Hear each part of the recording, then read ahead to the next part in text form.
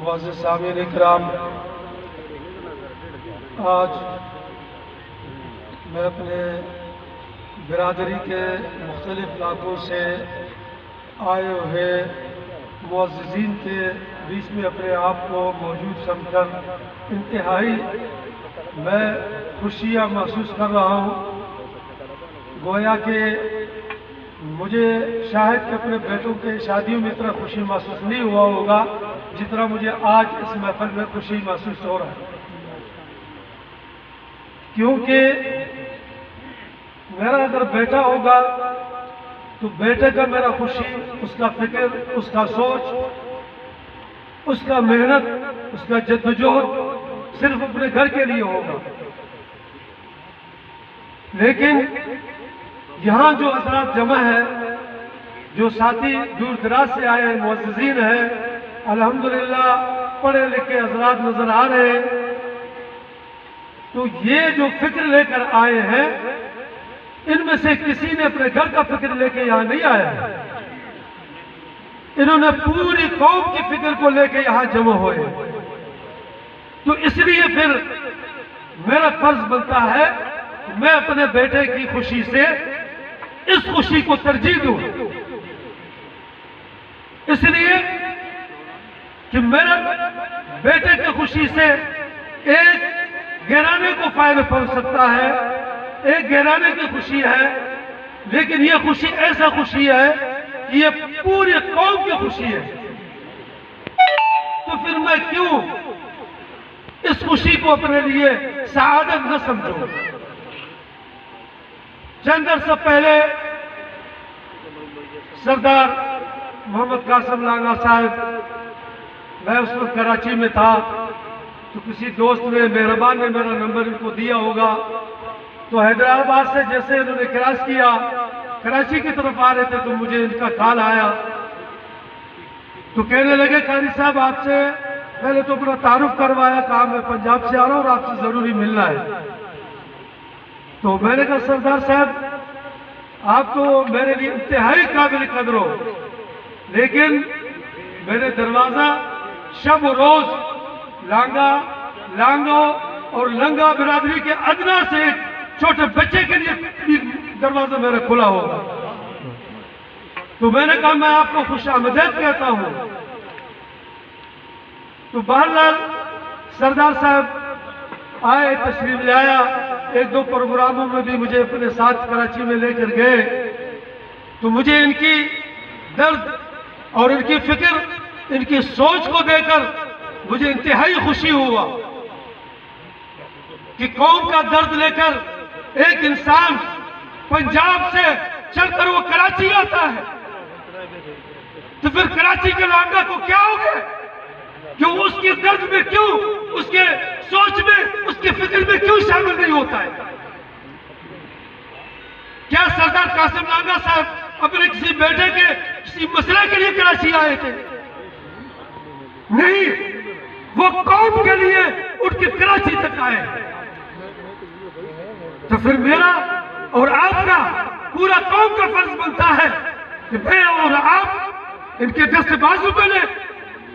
ऐसे मुखलिस कौम के हमदर्द रखने वाले बहुत कम मिलते हैं। मेरा मकसद किसी जाती शख्सियत का तारीफ करना नहीं है, लेकिन किसी का इखलास देखता हूं तो मेरा ज़मीर मुझे मजबूर करता है कि उसकी तारीफ करो। सरदार साहब ने मुझे फोन किया कि 12 तारीख को हमने प्रोग्राम रखा है, तो आप अगर हमें अपना कीमती टाइम दे दे। मैंने कहा मेरे टाइम कीमती तो होता नहीं, हमने क्या काम किया है, कौम के लिए कौन सा खिदमत अंजाम दिया है जो मेरे कीमती टाइम है। इंशाल्लाह मैं खादिम हूँ आपका, मैं कौम लांगा का खादिम हूँ, मुझे जहां बुलाएंगे मैं हाजिर होऊंगा। तो बाललाल नदीम साहब ने मुल्तान से फिर मुझे फोन किया, तो रबनवाज साहब से रब्ता हुआ, सदा हुसैन साहब से, हमने कहा भाई चलना है। तो बाललाल हम वहां से घर से रवाना हुए, कराची से चल के आज आपके यहाँ मौजूद है।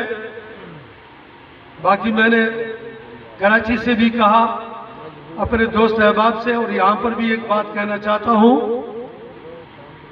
हर इलाके के अपने रवायात होते हैं, पंजाब के लोगों के अपने रवायात होते हैं।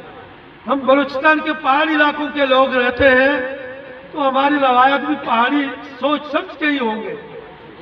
जब हम बलूचिस्तान से सिंध आते थे, जेकुमाबाद, शिकारपुर, तो सिंधी भाई हमें क्या कहते थे? हमें कहते थे ये जबल जे बहुश है, पहाड़ के बहुश है, जाहिल समझो या बहुश। अब ये तो सिंधी का मुहावरा है, बलोच तो हूं मैं सिंधी के मुहावरे का तर्जुमा तो सही नहीं कर सकता हूं, लेकिन बहुश हमारे यहाँ उसको कहते हैं यार इंतहाई नालायक। तो हमें कहते थे कि ये पहाड़ के नालायक लोग हैं। हमने कहा ठीक है, बात सही है, पहाड़ी के नालायक लोग जरूर हैं, लेकिन नालायकों के अंदर हमने कौम का दर्द और जज्बा इतना देखा कि अगर किसी एक लांगो के सर में दर्द हो जाए तो पूरी लांगो बलूचिस्तान के जमा होता है। मैंने कहा बहुश नहीं, लेकिन उसके दर्द दिल में है, लांगों का अपने फर्द का दर्द है। मैंने कहा उस तालीम याफ्ता को मैं क्या करूंगा?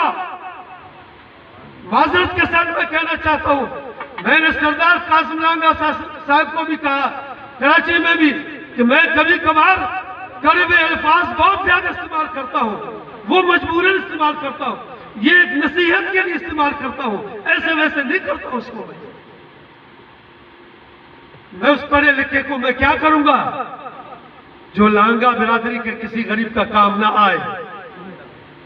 मैं उस अफसर लांगा को क्या करूंगा जो किसी लांगा बिरादरी के गम में कभी उसके साथ दो कदम नहीं उठाए?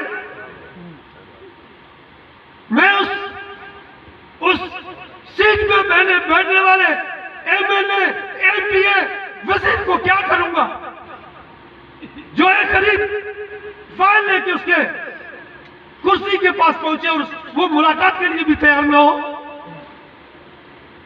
मैं कल रात में अजीमुशान एक इज्तिमा का हवाला देके मैं आपको बता रहा हूं कि कल रात में हमारे बलूचिस्तान में लिसानियत को इतना हवा दिया गया एजेंसियों ने कि पंजाबी, बलोच, सिंधी, फिलानी यानी तोड़ इतना पैदा कर दिया कि हर इंसान के अंदर, हर मुसलमान के अंदर एक दूसरे के अंदर एक नफरत पैदा हो गया। तो पंजाबियत से भी एक नफरत ऐसे पैदा किया गया कि कोई पंजाबी की हिमायत कर ही नहीं सकता था, जो करे उसको गोली से उड़ाओ। लेकिन बहुत बड़े जलसे के अंदर मैंने वहां जो कहा और बड़े डंगे के चोट मैंने कहा सरदार बैठा हुआ है, मेरा नवाब बैठा हुआ है, मेरा मीर साहब बैठा हुआ है, मैं कुल किसको कहता हूं सामने बैठा हुआ है कि अगर मेरा सरदार, मेरा नवाब, मेरा मीर साहब अपने लांगों का गम में शरीक नहीं होगा तो मैंने कहा उस सरदार की सरदारी के ऊपर क्या मैं पकड़ करूं? मैं नहीं करूंगा। मैंने कहा उससे मैं उस पंजाबी को तरजीह दूंगा। नाराज होकर राजी हो जो पंजाबी मेरे लांगों का काम करेगा, उसके हाजत को पूरे करेगा, मैंने कहा मैं अपने लांगों से उसको तरजीह दूंगा। क्यों तरजीह दूंगा? इसलिए कि मेरे लांगों का काम हो रहा है, मेरे लांगा का काम हो रहा है। तो मुअज़्ज़िज़ सामीन किराम, इंतहाई अल्फाज तो मैंने बहुत ज्यादा अदा किए और जज्बाती अंदाज में, बस वही पहाड़ के बहुश थे तो जज्बाती अंदाज में बहुशाना बात करते हैं, तो इसलिए आपसे मैं माजरत चाहूंगा इन अल्फाज में। एक आपके लिए एक नसीहत है कि आपको किसी को भी कोई भी ओहदा मिल जाए, जिले का, तहसील का, यूसी का, टाउन का, खुदारा अपने गरीब लांगा को कभी भी नहीं भूलना, अपने गरीब लांगा को कभी भी नहीं भूलना, उसकी मौत को अपना मौत समझना, उसकी जरूरत को अपना जरूरत समझना, उसकी परेशानी को अपना परेशानी समझना, उसकी दुख को अपना दुख समझना, फिर आप कामयाब होंगे, फिर आपकी सदारत को मैं देखता हूँ कि आपके पास हजारों लागा खुद जमा हो जाएंगे। अगर आप सीध में बैठने वाले अफसर की तरह रहेंगे कि मैं सदर हूं, मैं क्यों जाऊं, मैं उसकी फातिहा में क्यों जाऊं। उमूमन यही होता है कि बड़े के मैयत में जो है ना पूरा पाकिस्तान जमा होता है, गरीब मरे तो उसके बेचारे पड़ोस में भी लांगा नहीं आ रहा है उसके फातिहे के लिए। दुख की बात है, बड़े अफसोस की बात है। वाखिर दावाना अल्हम्दुलिल्लाह।